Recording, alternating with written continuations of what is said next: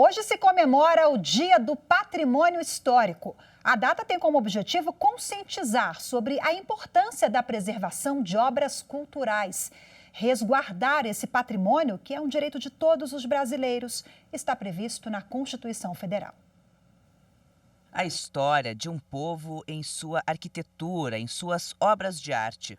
O Brasil é um país que chama a atenção pelas construções e algumas cidades guardam nas centenárias obras um importantíssimo acervo sobre nossa cultura. Recontam por meio de casarões, praças e prédios antigos um pouco sobre diferentes períodos históricos do nosso país. Inclusive, as cidades que são reconhecidas como patrimônio histórico por entidades importantes, como a Unesco. Cidades como Ouro Preto, em Minas Gerais, São Miguel das Missões, no Rio Grande do Sul, e Olinda, em Pernambuco. O título reforça a importância da preservação.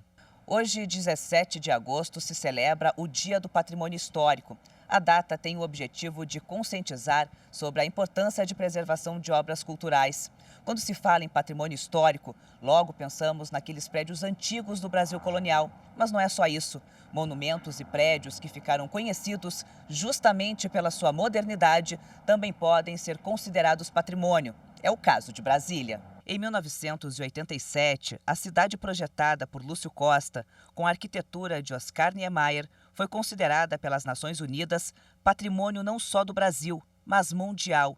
A cidade tem a maior área do mundo, são mais de 112 quilômetros quadrados. Além da já famosa Esplanada dos Ministérios, tem monumentos como o Memorial JK e as próprias quadras residenciais. E se alguém se assustou ao saber que uma cidade moderna pode ser considerada patrimônio, o que pensar de uma dança, um estilo musical? Em dezembro do ano passado, o forró foi tombado como patrimônio cultural imaterial. O reconhecimento foi feito pelo IPHAN, Instituto do Patrimônio Histórico e Artístico Nacional. Ele foi criado em 1937 para ajudar a preservar nossa cultura.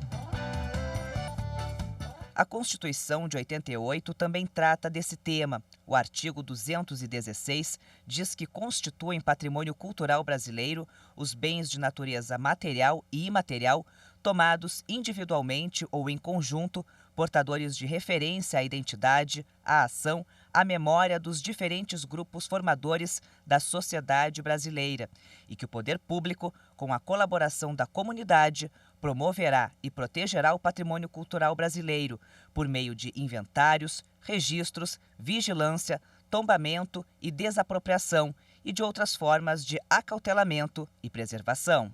A preservação de nosso patrimônio é importante não apenas para manter viva a nossa cultura, ela também traz retornos para a população. Ganha, em primeiro lugar, um reconhecimento da sua originalidade, da sua condição de uma cidade única. Segundo, ganha também do ponto de vista de um afluxo de turistas, de estudiosos, de pesquisadores.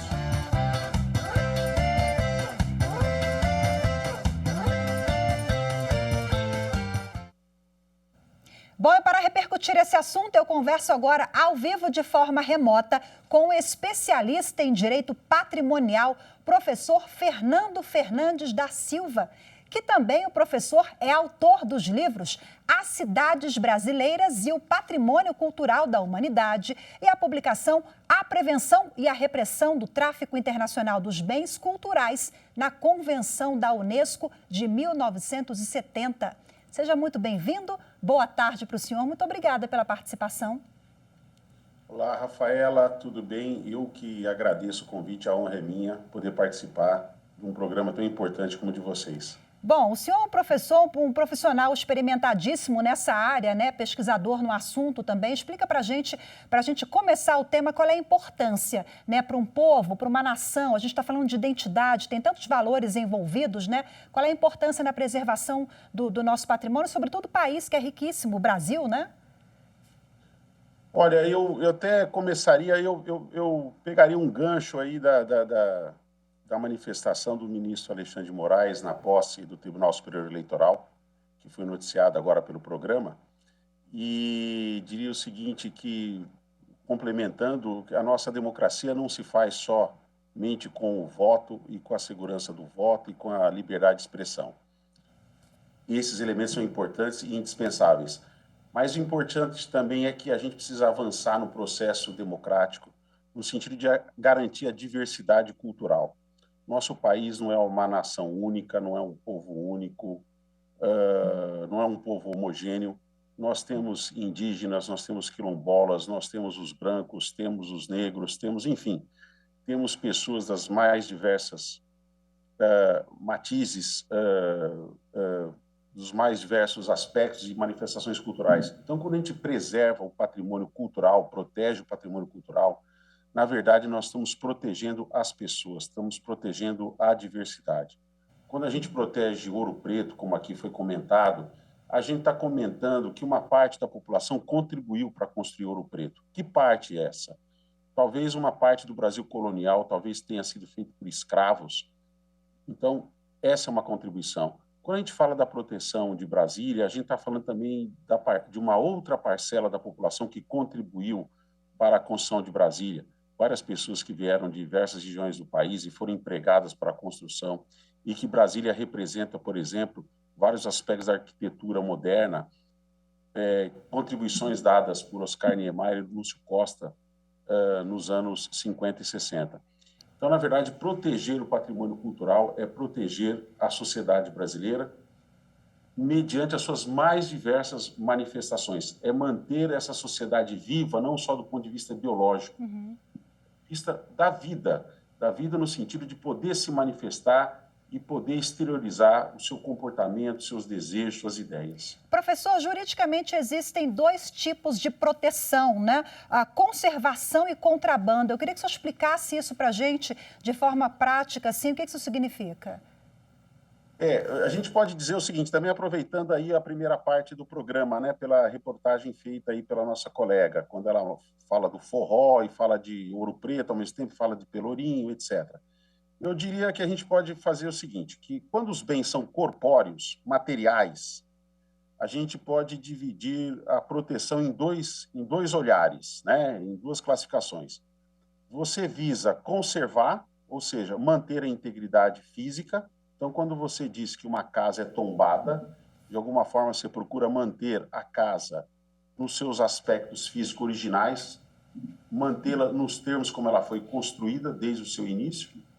E quando você diz que você procura combater o contrabando, ou seja, você procura manter a integridade de uma coleção, a integridade de uma coleção dos bens culturais que fazem parte do Brasil. E quando um bem é contrabandeado, parte dessa coleção ela é desfeita. Quando uma estatueta, um quadro sai do país de forma ilegal, você de alguma forma está atentando contra essa coleção que faz parte do patrimônio cultural brasileiro. Falando um pouquinho agora Perdão, interrupção, mas falando um pouquinho sobre legislação, pegando o gancho do senhor aqui, né? Vamos lá, quais são as penalidades para essa pessoa que vai ali depredar o patrimônio público ou quando a gente fala nesse âmbito cultural mesmo, a legislação, ela está avançada, conectada nessa proteção, com esse cuidado? A proteção do patrimônio cultural no Brasil, a grande legislação, vamos dizer assim, melhor dizendo, a lei mesmo, que é a base da proteção, é o Decreto-Lei 25/37, que é a lei que institui o tombamento no país, e o tombamento é o instituto jurídico de proteção dos bens que sofrem atentados contra a conservação ou daqueles que são contrabandeados. Nós vamos ter as regras dos dois sentidos. E, posteriormente, esse decreto foi complementado com várias outras leis, e inclusive com a Constituição de 88, que estabeleceu um capítulo mais específico sobre a proteção do patrimônio cultural. O que nós temos hoje são penalidades em relação à destruição dos bens culturais, por exemplo, uma pichação ou a destruição de uma estátua. Isso está previsto na Lei de Crimes Ambientais e pode levar a pena de prisão, inclusive multa. E temos no Decreto-Lei 25/37 e no Código Penal a proibição do contrabando de bens culturais, ou seja, a saída ilícita de bens culturais do território brasileiro. que também pode levar à prisão e à multa. Já temos bastante, eu acho que, legislação no tema, o que falta é conscientização, né, professor? Falta conscientização e também, como eu diria, na área ambiental hoje, porque são áreas que juridicamente nós estudamos como áreas irmãs e uma está ligada à outra. Muitas vezes a destruição do patrimônio cultural leva à destruição de um meio ambiente sadio. Por exemplo, estão relacionadas, né?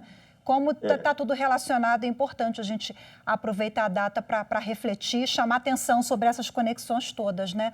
Professor, exatamente. Infelizmente a minha diretora já tinha sinalizado aqui que nosso tempo já terminou, esse assunto rende tanto, né? A gente ficaria aqui um tempão falando sobre outras questões. Infelizmente eu preciso encerrar agora, peço desculpas e já agradeço o senhor pela participação, pelas orientações todas, viu? Muito obrigada pela participação. Eu que agradeço e fico à disposição para uma próxima vez. Obrigada, professor. Um abraço. Tchau, tchau.